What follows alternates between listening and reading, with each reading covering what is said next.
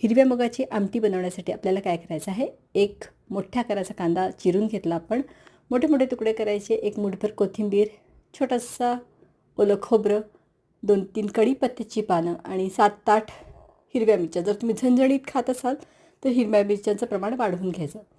1 teaspoon धणे powder, अर्धा teaspoon जिरे पावडर, 1 चिमूटभर हळद आणि 1 चिमूटभर हिंग. आल्या लसणाची पेस्ट 1 चमचा भरून आपण घेतलेली आहे आणि अर्धा कप दही आपण घेतलेलं आहे. 1 टीस्पून मीठ घालून आपण हे वाटण तयार करून घ्यायचं. कुकर घ्यायचा आणि त्याच्यात एक पळीभर तेल घेतले आणि हे वाटण घालून मंद आचेवरती तेल बाहेर सुटेपर्यंत ह्याला आपल्याला परतायचं आहे. एक मोठ्या आकाराचा आणखीन कांदा घेतला, तो चिरून त्या वाटणमध्ये घातला. एक तमालपत्र घातलं आणि मुगाची डाळ आपण गरम पाण्यात भिजत ठेवली होती अर्धा तास, ती डाळ घालायची.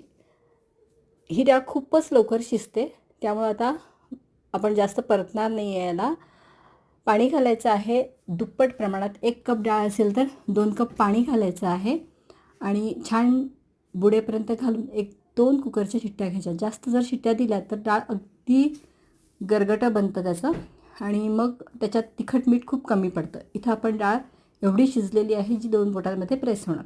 थोडंसं पाणी घालून जेवढी पातळ आपल्याला आमटीची कन्सिस्टन्सी हवी आहे तसं ठेवायचं. 3-4 कढीपत्त्याची पानं आणि 1 टेबलस्पून कोथिंबीर चिरलेली घालून आपण ह्याला थोडी एक उकळी आणलेली आहे. भाताबरोबर किंवा पोळीबरोबर अतिशय चविष्ट लागते ही हिरव्या मुगाची आमटी. नक्की ही रेसिपी तुम्ही बनवून बघा.